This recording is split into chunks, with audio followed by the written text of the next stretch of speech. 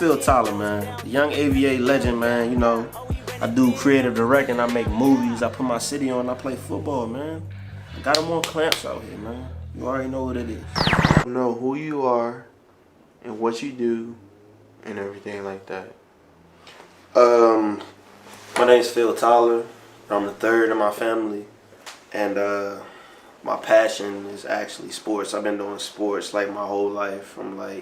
Sports has just took me so many places in life, so I've been doing that for the rest of my life.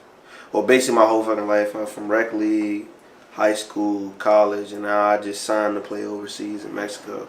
And through all my struggles, I used it is raining like a bitch outside, but I'm gonna keep talking. You know what I'm saying? I used all those things to put it in a visual, and I do creative directing. So I kind of put all my life struggles and things that I deal with my life into visuals to make people look at life a little different. Okay. So, as a freshman in high school at TC Williams, what was the first position that you played? I play running back. Running back? Yeah, I played running back freshman year. Freshman year. So, you played running back, but you also a defensive back. So, why did they switch you from running back to defensive back? Oh man, let me tell you why they did that, man. They was hating like shit. I was playing defense. Let me tell you something. They moved me up. I ain't gonna lie to you. We played JV. I had like damn near like 20 touchdowns, and the season wasn't even over yet. They tried to move me up to varsity that year. I said no, because they tried to make me play cornerback, and they kind of moved me up for a minute, and I just wasn't showing any effort in, so I didn't do the shit. And they put me down on JV, and I just had like 6 more touchdowns. Like I thought I was gonna play varsity running back like the next year. They just kind of like just slowly moved me from that position and put me at D back and let me play running back. I don't know. So, what year in high school did you start playing varsity? My high school, well, I kind of played it 10th grade for a little bit, but I went back down, so I ended up starting at DB like the next year. So like I played a little bit of varsity like my 10th grade year, but I played 2 full varsity seasons, 11 and 12. Okay. So, your senior year of high school, you was playing defensive back, right? Yeah, and junior. Okay. So when you graduated, what was the number one school who was trying to draft you, and what was the school that you wanted to go to? Man, out of high school, hold up, that's a real good question. I'm trying to remember. I had a couple. I had a school, this little D3 school in Baltimore called Stevenson. They're actually like a powerhouse now. So I really, honestly, if I could pick any school that I wanted to go to that would best fit me, because you know a lot of people just go off like the first go, I could play this ball. I wanted to go where I would best have the best actual opportunity to play. So I honestly feel like I would have probably went to Okay. It's gonna be good right here. Hold up, it's coming right now. I probably would have been going to North Carolina A&T. That's why I actually wanted to go play football at smaller D1 school, lit environment, and I still had a chance to showcase my talents. But the only school that really looked at me out of high school was this little D3 school called Bethany. But we were in one of the biggest conferences in the world. I played in the presidential conference, and outside of that we played teams like Mount Union. They put like NFL players out every year. So we used to play the number 1 D3 school in the nation every year. And then I went to Bluefield like the following year. Okay. So when you got drafted from high school to play for college, was it a D1 or a D2 or D3 school that you went to first? I went to a D3 school first. But the thing about it is a lot of people just shun light on D3. I ain't gonna lie to you. I done met some of the best ballers in D3, and they didn't never get a chance. I be seeing some of these kids that I know, I train with in D1 schools, and they nowhere near better than the guys that I met in D3. The next question is, so you stopped playing college football and you went to a combine. How was it going to the combine? It was actually like going into the combine. It was just kind of just regular to me, man, because like after I stopped playing, like I didn't know where I was going to play professional at. I knew I was going to go somewhere. It was just like I just felt like I was playing football too long and working too hard, and all these trials and tribulations that happened. I was never able to like showcase what I was made of. So I knew it was another opportunity for me. So going into the combine, man, I ain't gonna lie to you. I did it at the American National Combine at Maryland University. I went in there and it wasn't nothing to me. Just to be honest with everybody, the days before I was nervous, but when I walked into there, it was like a cakewalk to me. Like I didn't have no type of nervousness. It was just like walking in my backyard. Like this is my house. Like what am I nervous about? I'm out there doing drills. Boom, and then I'm talking to the players. There was one player talking to me right before I went. I'm talking to him, laughing at me, saying, "Tyler up." I'm like, "Oh, I'll talk to you when I get back, bro." I was just that comfortable in my environment. It's like I've been training for so long. What is there to be scared about? Like some competition? It's like this. I don't be scared because I think I'm better than you. I think I'm better than you. So if you think you're better than me, let's find out. Somebody's leaving out sad. It's not gonna be me. It's just not gonna be me. Okay. You got a champion mindset. Why do you think you have that? I think I have a championship mindset because I've dealt with like a lot of self-doubt. I've always like doubted myself. Like I would go and get first place at my events and track. I would come all home with these all-American banners, these joints, but I would always still doubt myself. You know what I'm saying? I would just doubt myself. It's just something I struggled with basically like my whole life. So I jumped into 2020 like this new joint. I always used to be scared like, man, maybe I'm not humble enough. If I'm not humble enough and I talk about myself so much, I think God's going to take my talent away. But now I'm looking at it like this. I got a new page. I'm not doubting myself no more. I feel like I'm the best ever. You know what I'm saying? And I don't feel like I need to be humble about that. I feel like you need to be humble in certain things. But if I'm working for it and I'm out here doing good on it, I can't sit up here and downplay myself. Why would I sit up here and not say I'm the greatest when I work like the greatest? You know what I'm saying? Whatever is going to happen is going to happen. But I'm not doubting myself no more. I have a championship mindset because I always doubted myself. And I'm just tired of overthinking. And I'm not doing that no more. I'm just not going to do it no more. So I'm the best. Alright. So my next question for you is like, as a football player and as an athlete, all throughout high school you dominated. But when you got to college, it's kind of like he was underrated. Not saying that you are underrated, but like, what is your thought process when like you know you better than everybody else on the football team, but your own coaches, the own people who not even your own coaches, like people just thought that like you was underrated, and you really wasn't underrated.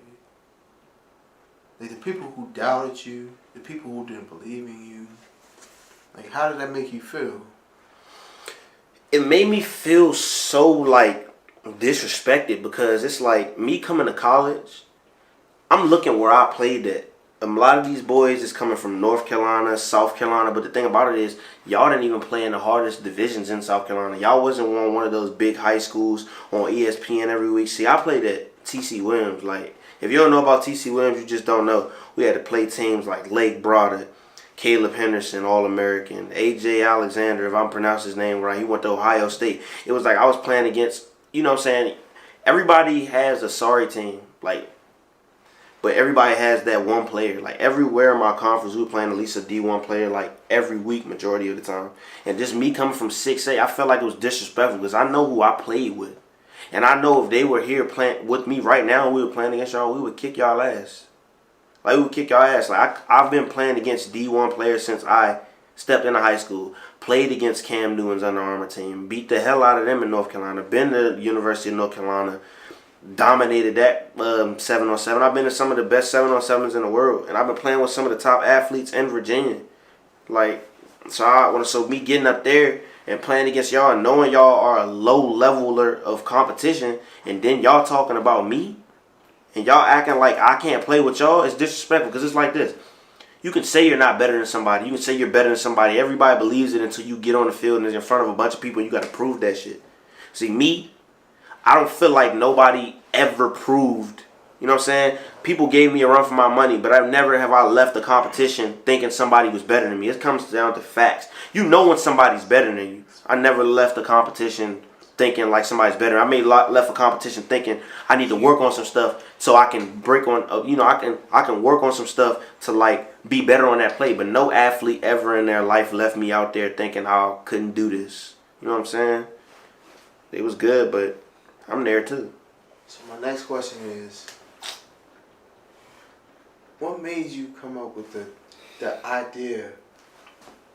Cause you from Alexandria, Virginia. ABA. You're an ABA native. What made you come up with an idea to shoot a documentary for ABA?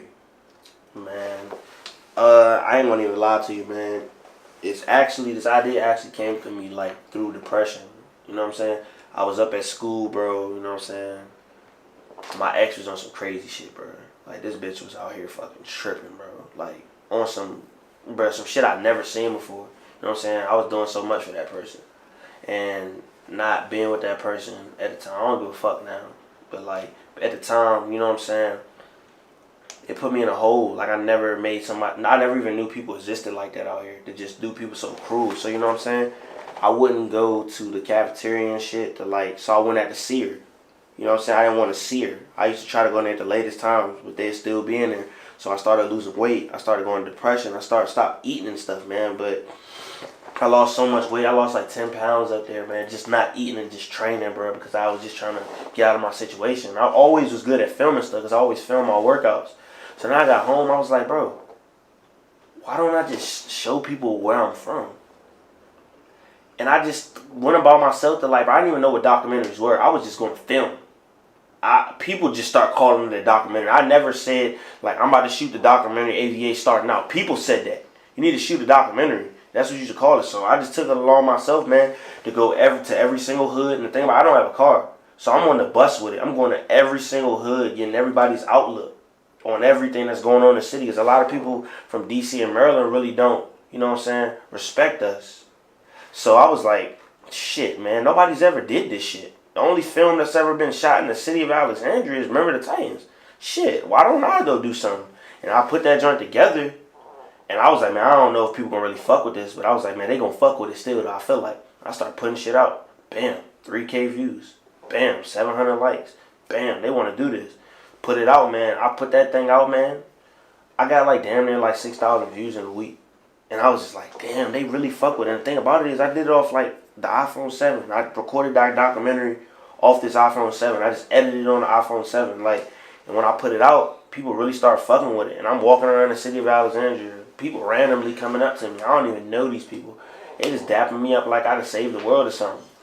And I just came up with the idea because I went through a lot of shit. And I had to find out how the fuck I was going to get out of it. So I put my pain into that documentary because I wanted people to feel what they was walking away from. Because how talented I was. I wanted to show the people, like all the people who did me wrong, that I looked out for. I wanted to hurt them the right way. I didn't want to viciously, like, you know what I'm saying, put them in a worse position. I wanted them to end up self-destructing themselves by looking at my success. Like, damn, I fucked up on a really good person. You know what I'm saying? That's how I put it.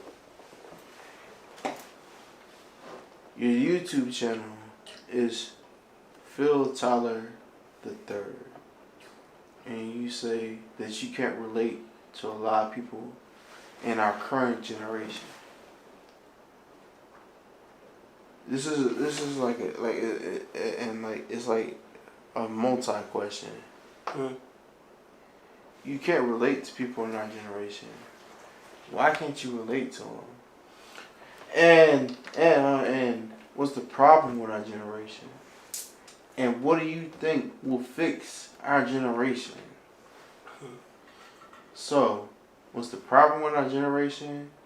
Why you can't relate to them? And what do you think will fix our generation? The problem with our generation is they're too influenced by the people that they think are winning. And as I said, I mean that like they're so trying to be like all these celebrities. Like a lot of these celebrities are just out here just promoting themselves in the wrong way. And it's like some people are so weak-minded nowadays. If their celebrity says it's right, it's going to be okay. You know what I'm saying? And I can't fit into this generation because my mom may raise me to be real. You know what I'm saying? And look up to positive people. You know what I'm saying? If you're going to look up to somebody and follow somebody that's positive, like, it has to be somebody that It doesn't have to be a celebrity. You don't have to have money for somebody to